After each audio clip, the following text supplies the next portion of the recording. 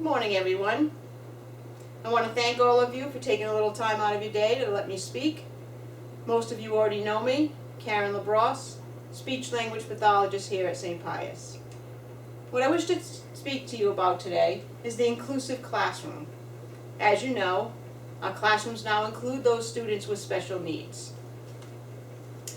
The most prominent in numbers having learning disorders are those with autism spectrum disorder and attention deficit hyperactive disorder.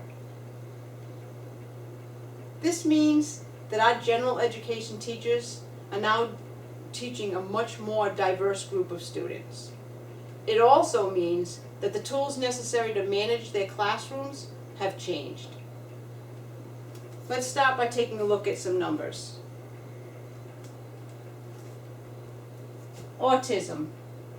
In 2000, 1 in every 150 children were diagnosed on the spectrum. Today, it's 1 in every 68.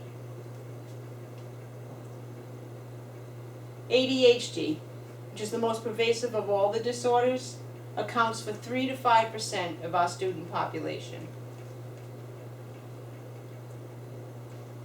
Now let's take a look at what this means at St. Pius.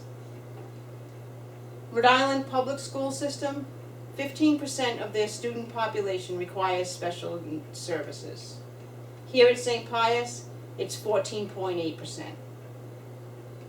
Now this indicates that our student body replicates that of Rhode Island. ASD, as I indicated, nationally, 1 in every 68. Here at St. Pius, we're slightly higher at 1 in every 66. ADHD, 3 to 5% nationally. Here at St. Pius, we are at 8%, which is a significant jump.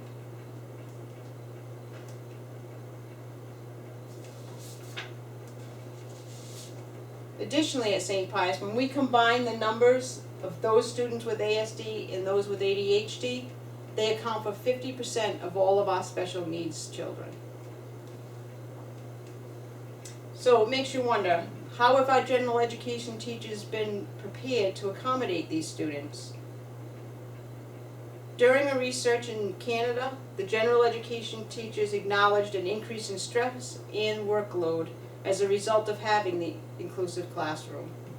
Having said that, most teachers support the concept of inclusion, but they question whether they have the skill set necessary to teach these students. So let's take a look at some of the challenges they face. Presented with ASD, difference in learning styles, difficulty communicating, impairment socially, and a resistance to change in routines. Those with ADHD, behavior management, academic intervention, and social skills training.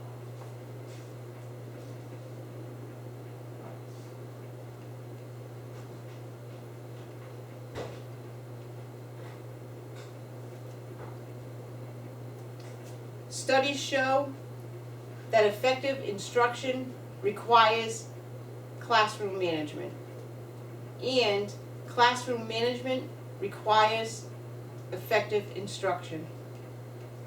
Bottom line, when these areas suffer, student goals are not met.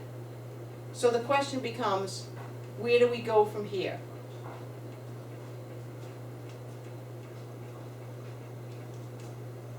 First, we educate our teachers about ASD and ADHD.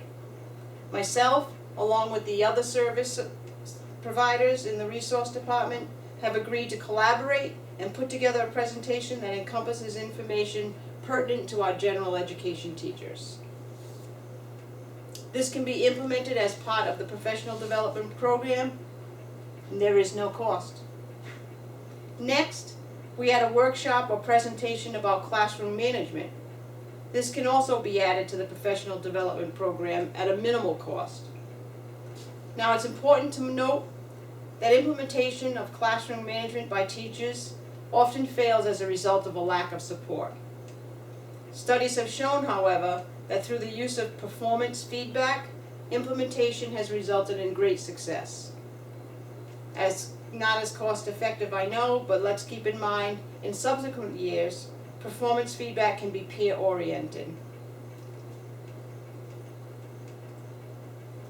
Again, effective instruction depends on classroom management, and classroom management depends on effective instruction.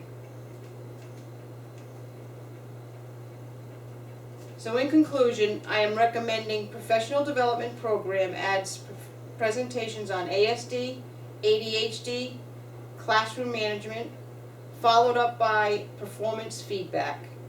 And the results that you will see include less stress on our teaching staff, teachers better able to instruct and manage their classrooms, and a positive learning environment for all of our students.